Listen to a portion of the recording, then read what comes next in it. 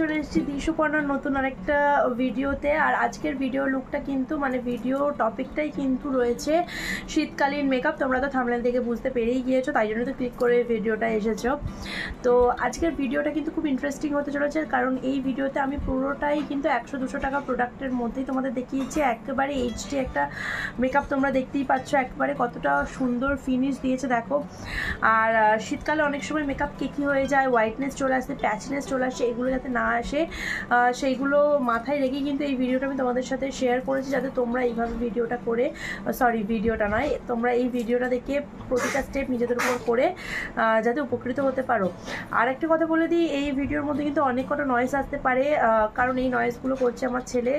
ওকে আমি প্রত্যেকবারই ভিডিও করার আগে ঘুম পাড়িয়ে তারপরে ভিডিও স্টার্ট করি, কিন্তু ভিডিওটা শেষ হওয়ার আগেই ও উঠে পড়ে, তো উঠে শুরু করে দেয় তাণ্ডব আর কি।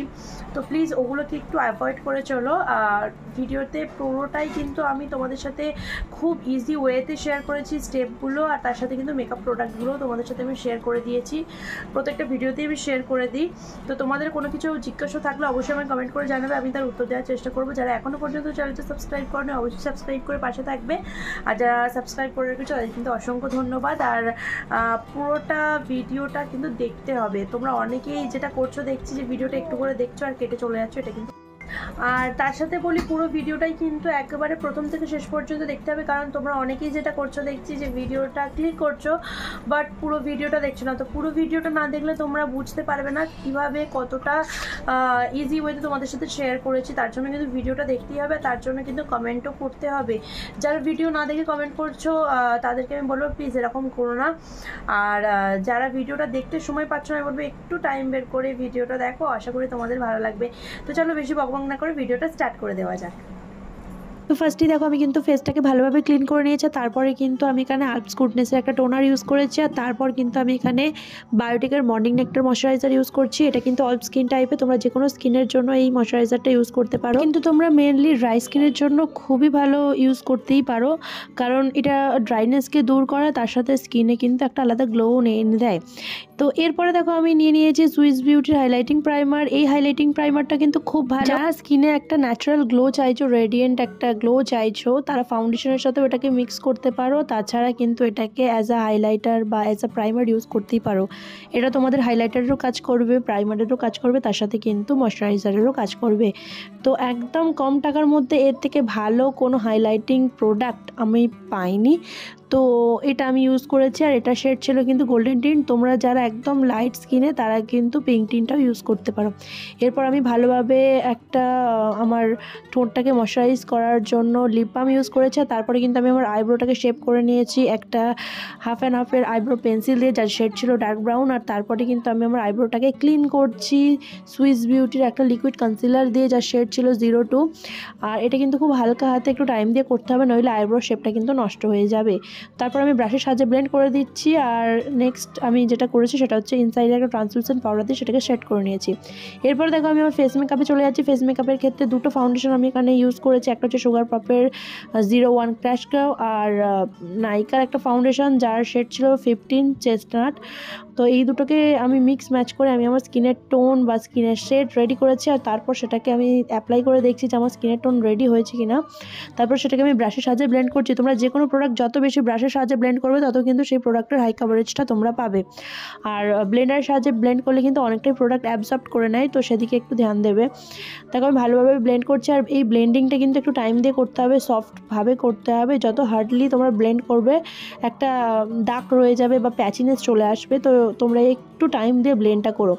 এরপরে দেখো আমি এখানে লিকুইড ব্লাশার হিসেবে ইউজ করেছি ইনসাইডেরই একটা চিক টিন্ট। এটা কিন্তু লিপ অ্যান্ড চিক টিন্ট না, একেবারে দেখতে আইসক্রিমের মতো। এটাকে আমি ডাইরেক্ট গালে অ্যাপ্লাই করলাম না, এটাকে আমি হাতে নিয়ে তারপর সেটাকে ব্রাশের সাহায্যে অ্যাপ্লাই করছি, কারণ এটা খুব তাড়াতাড়ি শুকনো হয়ে যায়, তার ফলে কি হয় একটা দাগ পড়ে যাবে। সেই জন্য আমি বলবো তোমাদেরকে যে কোনো মিক্সিং প্যালেট বা হাতে নিয়ে তারপর সেটাকে ব্রাশের সাহায্যে তোমাদের ফেসে অ্যাপ্লাই করো। দেখতে পাচ্ছ এর পিগমেন্টেশনটা কত, একটুখানি প্রোডাক্টটা একেবারে লাল লাল হয়ে গিয়েছে, যদিও এই লাল ভাবটা থাকবে না যখন আমি পাউডারটা সেট করে নেবো। তো এরপরে দেখো আমি কিন্তু কিন্তু আমার যেই জায়গাগুলোতে কনসিলার দেওয়ার প্রয়োজন আছে, হাইলাইটিং জোন, সেই জায়গাগুলোতে ভালোভাবে কনসিলার দিয়ে নিয়েছি আর সেটাকে কিন্তু একটা ব্রাশের সাহায্যে ব্লেন্ড করছি। আর আমি এখানে কিন্তু বেশিরভাগ ব্রাশটাই কিন্তু বেলির ইউজ করেছি। বেলি হচ্ছে অ্যাফোর্ডেবল প্রাইসের মধ্যে খুব ভালো একটা ব্রাশের কোম্পানি। তো তোমরা যারা একদম অ্যাফোর্ডেবল প্রাইসের মধ্যে ব্রাশ সেট চাইছো তারা কিন্তু বেলির দিকে যেতে পারো। আর আমি বারবার মেকআপ করতে করতে আমার ছেলের দিকে দেখছি, তার কারণ আমার ছেলেটা প্রচণ্ড দুষ্টুমি করছে, প্রতিটা মেকআপ প্রোডাক্টগুলোকে নিয়ে ফেলে দিচ্ছে, তো সেই জন্য ওর দিকে একটু তাকিয়ে নিচ্ছি। আর এরপরে দেখো আমি কিন্তু পুরো বেস মেকআপটাকে লিকুইড প্রোডাক্টগুলোকে সেট করে নিয়েছি ইনসাইডে ট্রান্সলুসেন্ট পাউডার দিয়ে। আমি কিন্তু এই পাউডার দিয়ে ফেস মেকআপটাকে সেট করার পরে পাউডারটা কিছুক্ষণ রাখতে দেবো যাতে কিনা মেকআপটা একেবারেই উঠে না যায়, লং লাস্টিং হয়, এটাও কিন্তু একটা টিপস। এরপরে চলে গেছি আমার আই মেকআপে। আর আই মেকআপের ক্ষেত্রে দেখতেই পাচ্ছ আমি ক্রিজের উপরে একটা ইয়েলো কালার নিয়ে নিয়েছি অ্যাজ আ ট্রানজিশন শেড, আর তারপরে কিন্তু একটা লাইট গ্রিনের সাহায্যে সেটাকে ব্লেন্ড করেছি। আর তারপর কিন্তু আমি আমার আউটার কর্নারে একটু ডিপ গ্রিন দিয়ে দিয়েছি, যেহেতু আমার শাড়িটা গ্রিন কালারের সেই হিসেবেই কিন্তু আমি আমার আই মেকআপটা আজকে করে নিচ্ছি। আর তারপর দেখো একদম ইনার কর্নার থেকে লিড পর্যন্ত একটা শিমারি গ্রিন শেড নিয়ে একটা স্মাচ ব্রাশের সাহায্যে ভালোভাবে লাগিয়ে নিয়েছি। আর স্মাচ ব্রাশ নয়, ফ্ল্যাট শেডের ব্রাশ দিয়ে। আর স্মাচ ব্রাশ দিয়ে আমি ভালোভাবে আমার লোয়ার ওয়াটার লাইনের নিচে কাজল লাগিয়ে নিয়েছি আর সেটাকে ভালোভাবে ব্লেন্ড করে নিয়েছি। এরপর দেখো আমি আমার ফেসের যে এক্সেস পাউডারগুলো ছিল সেগুলোকে ভালোভাবে ঝাড়ু মেরে ঝেঁটিয়ে বিদায় করে দিচ্ছি।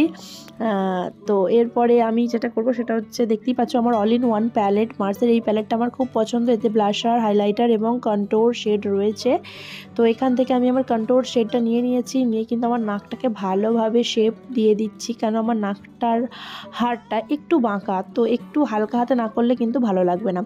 এরপর দেখো আমি আমার গালে যে সমস্ত জায়গাগুলোতে কন্ট্যুর লাগানোর দরকার আছে সেই জায়গাগুলোতে ভালোভাবে কন্ট্যুর লাগিয়ে নিচ্ছি, কপালে এবং আমার যে থুতনির নিচে যে অংশটা সেখানেও কিন্তু ভালোভাবে কন্ট্যুর করে নিচ্ছি। আর এরপরে কিন্তু আমি ব্রাশের সাহায্যে দেখতেই পাচ্ছ পাউডার ব্লাশ অ্যাপ্লাই করে নিচ্ছি। আমি বলেছিলাম না যে যখন পাউডার অ্যাপ্লাই করে নেবো তখন কিন্তু আগের ব্লাশটার শেডটা বা পিগমেন্টেশনটা অনেকটাই হালকা হয়ে যাবে, দেখো তাই হয়েছে। এরপরে কিন্তু আমি হাইলাইটার নিয়ে নিয়েছি। হাইলাইটারটা কিন্তু নিয়েছি ইনসাইডের প্যালেট থেকে, কারণ মার্সের প্যালেটের থেকে আমার ইনসাইডের এই প্যালেটের হাইলাইটারটা সবথেকে বেশি ভালো লাগে। তো ভালোভাবে ব্লাশ লাগানোর পরে হাইলাইটার লাগিয়ে নিচ্ছি যে জায়গাগুলোতে হাইলাইটার জোন রয়েছে সেই জায়গাগুলোতে, আর হালকা হাতে সেটাকে ব্লেন্ড করছি। দেখতে পাচ্ছি আমি ব্রাউনটাকেও হাইলাইট করে নিচ্ছি, কারণ ব্রাউনটা হাইলাইট করতে আমি ভুলে গিয়েছিলাম। তো আমার কিন্তু ফেস মেকআপ এখানেই প্রায় কমপ্লিট হয়ে গিয়েছে। আর এরপরে কিন্তু আমি এখানে মার্সের একটা লিপ লাইনার নিয়ে নিয়েছি, সেটা দিয়ে কিন্তু আমি ঠোঁটটাকে লাইন করে নিয়েছি। আর তারপরে কিন্তু আমি মাই গ্ল্যামের একটা লিপস্টিক নিয়ে নিয়েছি যার শেড ছিল বো, সেটা দিয়ে কিন্তু আমি লিপটাকে ফিল করে নিচ্ছি। আর এরপরে কিন্তু আমি গোটা মেকআপটাকে ফিক্স করে নেবো ব্লু হেভেনের একটা ফিক্সার দিয়ে। যেহেতু আমি আজকে অ্যাফোর্ডেবল রেঞ্জের মধ্যে তোমাদের সাথে মেকআপ ভিডিও শেয়ার করছি, তাই জন্য প্রতিটা প্রোডাক্টই আমি চেষ্টা করেছি তোমাদের সাথে একেবারে লো বাজেটের মধ্যে শেয়ার করার জন্য। কেমন লাগলো ভিডিওটা অবশ্যই কমেন্ট করে জানাবে। আর এটা হচ্ছে আমার ফাইনাল লুক। তো তোমরা কারা এইরকম ভিডিও দেখে উপকৃত হচ্ছ তারা কিন্তু অবশ্যই কমেন্ট করবে। যারা এখনও পর্যন্ত চ্যানেলটা সাবস্ক্রাইব করবে অবশ্যই সাবস্ক্রাইব করে পাশে থাকবে, যারা সাবস্ক্রাইব করে রেখেছো তাদেরকে অসংখ্য ধন্যবাদ। আর কোন ধরনের মেকআপ লুক বা মেকআপ ভিডিও তোমরা দেখতে চাইছো সেগুলোও কিন্তু অবশ্যই আমি কমেন্ট করে জানাবে। আমি চেষ্টা করবো সেই রকম একটা মেকআপ লুক তোমাদের সাথে শেয়ার করার। আর যেহেতু শীতকাল আসছে এখন প্রচুর ওয়েডিং গেস্ট মেকআপ লুকের ডিমান্ড তো থাকবেই, সেগুলো আমি তোমাদের সাথে শেয়ার করার অবশ্যই চেষ্টা করব। যারা এরকম ভিডিও দেখতে চাও তাদের কিন্তু অবশ্যই আমার পাশে থাকতে হবে। তো আজকের মতো এটুকুই, আবার দেখাবে নতুন একটা ভিডিও। Bye bye.